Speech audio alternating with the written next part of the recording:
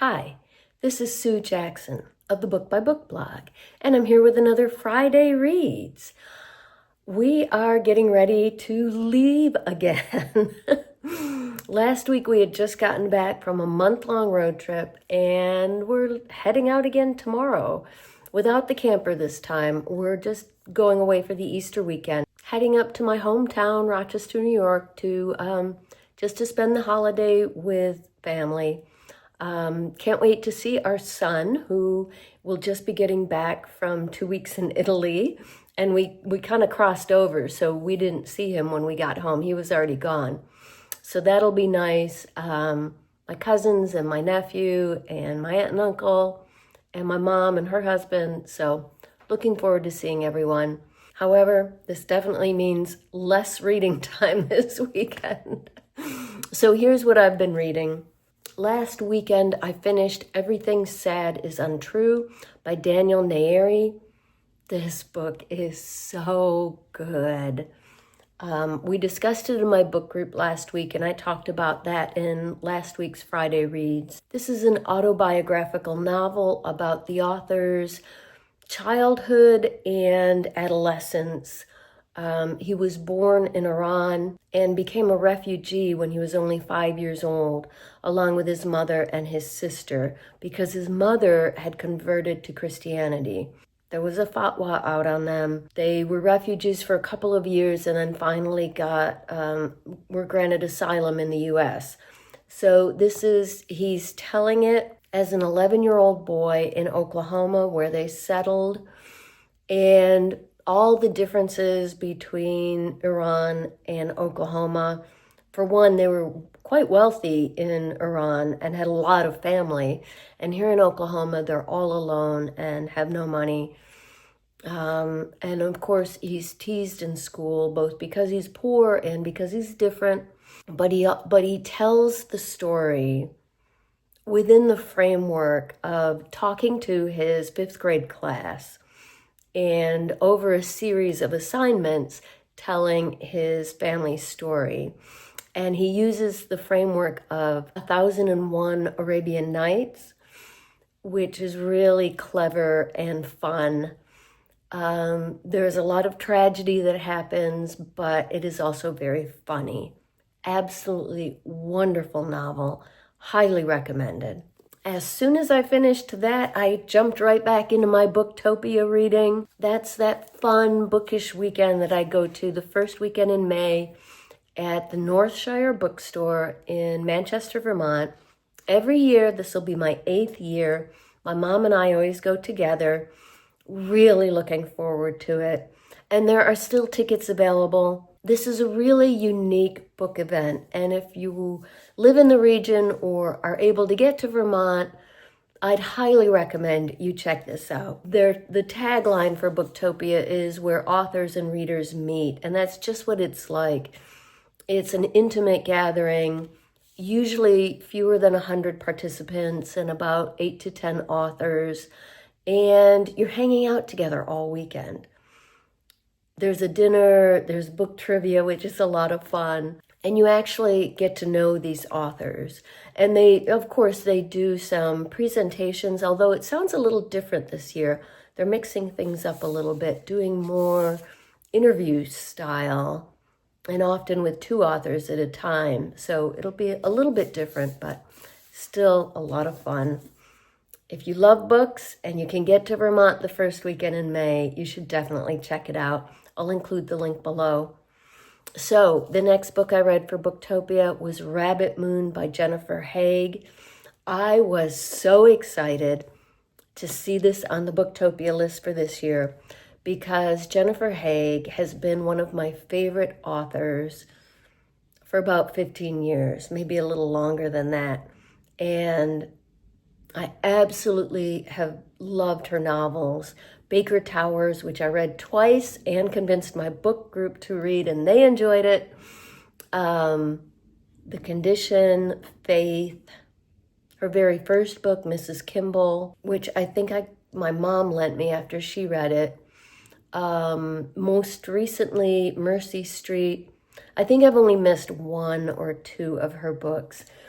She's a great novelist. she always writes really in-depth characters and interesting stories. Rabbit Moon is no exception, though it is quite different from her other novels. Most of her novels have been set in either New England, particularly Boston, or central Pennsylvania. This is actually partly set in Shanghai, in China. It's about a 22-year-old young woman who's living in Shanghai. Her family kind of imploded after an incident when she was a teenager. Her parents got divorced, so she struggled in college. She did 2 years of college, but then dropped out. Decided to move to China. She speaks Mandarin very, very well, like a native actually. And so she had no trouble fitting in at China, and she got a job as an English teacher. Her parents think that's what she's still doing, but we find quite early on that her life has taken some turns. But as the novel opens, she is walking home to her apartment early one morning and gets hit by a car. And so it takes about a week for the police to figure out who she is because her phone was stolen. But eventually they contact her parents. So her parents in the US get this phone call that every parent dreads, that their daughter is in a hospital in Shanghai in a coma. So that's the setup for this. Her name is Lindsay. The only other pertinent fact is that she has a little sister who she absolutely adores, named Grace. Grace is only 11, and she's currently away at summer camp. And Grace was adopted from China when Lindsay was about 11 years old. So that made a big impression on her. And it's part of why she's been so fascinated with China. This, I don't know. I haven't read Baker Towers in over a decade, but this might be my new favorite. Outstanding novel. I read it in record time for me. Just absolutely loved it start to finish. Great in-depth characters, fascinating setting in Shanghai, which the author really brings alive. I can't wait to ask her about that at Booktopia and meet her. I'm very excited about that. So that's Rabbit Moon by Jennifer Haig. I just finished that last night, so I need to pick my next book. I've got these two waiting for Booktopia. I've also got The Cemetery of Untold Stories, but that's a Sunday afternoon event that I'm going to miss. So these are my priorities. Plus I have one on my Kindle, Animal Instinct by Amy Sheeran. Want to read all three of those. I know I won't be able to before Booktopia starts. So I'm going to try to maximize. My husband calls me the optimizer. This one's pretty hefty. I'm really interested in reading it, but it might have to wait for Big Book Summer. Next, I'm going to jump into Optional Practical Training by Shubha Sundar. I'm just going to read you the quick blurb on the back because I haven't even started it yet. Told as a series of conversations, this elegantly nuanced, quietly witty novel follows Pavitra, who came to the U.S. for college from Bangalore, India, and graduates in 2006 with a degree in physics. Her student visa grants her an extra 12 months in the country for work experience, a period known as optional practical training. So she takes a position as a math and science teacher at a private high school near Cambridge, Mass. What Pavitra really wants, though, is the time and space to finish a novel, to diverge from what's expected in her family of white-collar professionals. Navigating her year of OPT, she finds that each person she encounters expects something from her too.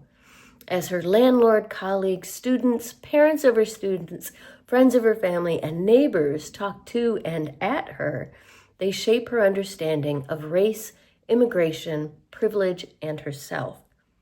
Pavitra seems to speak very rarely, and yet, as she responds to their assumptions and observations, a sophisticated portrait emerges of a young woman and artist, defining a place for herself in a new culture. That sounds fabulous. I can't wait to start it later today. I should have mentioned this year there are 10 Booktopia authors. So there are some others that aren't even published yet, so I don't have those, but be interesting to hear all of the authors. Definitely look into it if you can. And if you do decide to go to Booktopia, please let me know.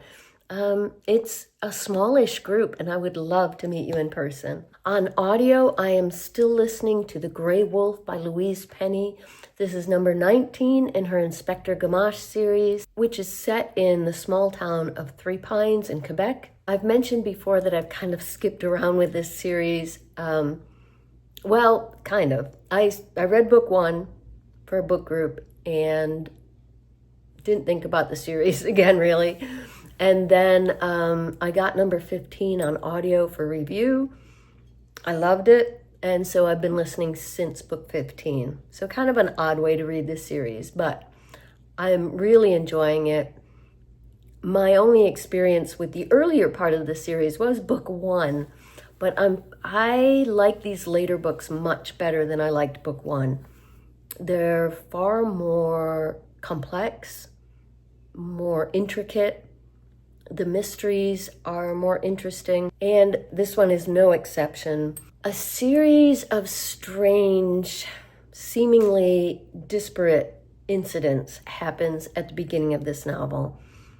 And Inspector Gamache, some of it has to do with his personal life, some of it with his professional life, but little by little, he and his team begin to put the pieces together, and they suspect that there is a terrorist plot to poison the water, the drinking water in Quebec. A huge, huge, horrific possibility.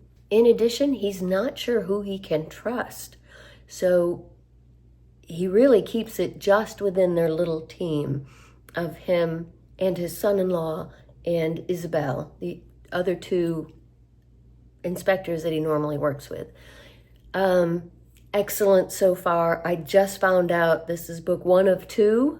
This is kind of it's going to be continued in another book called The Black Wolf, which I think comes out in October this year. I'm a little bit more than halfway, really enjoying it so far. As always, these books are excellent on audio. They're very immersive. There is a new narrator for this book, and there's an author's note at the beginning about how she's really pleased with this new narrator. He himself is a native from Quebec, so it definitely does sound a little more authentic. I am having a little bit of trouble, although it's gotten better as I've been listening, with some of the names, because he is pronouncing them very Frenchly. Now, I have a background in French, high school French, but it took me quite a few chapters to realize what name he was saying for a victim in the story. And I finally figured out what he was saying. Been a long time since I've really spoken French, but that's a minor quibble. It is excellent on audio, as all of her books are. During our drive this weekend, my husband and I will be finishing, hopefully, Pitch Dark by Paul Doiron.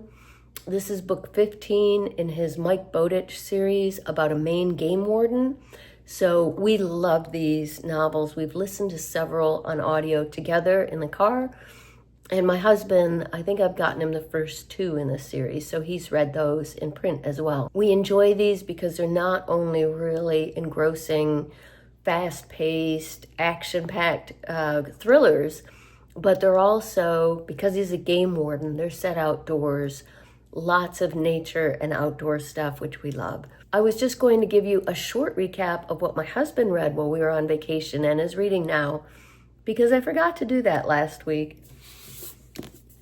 He finished The Boys by Ron and Clint Howard.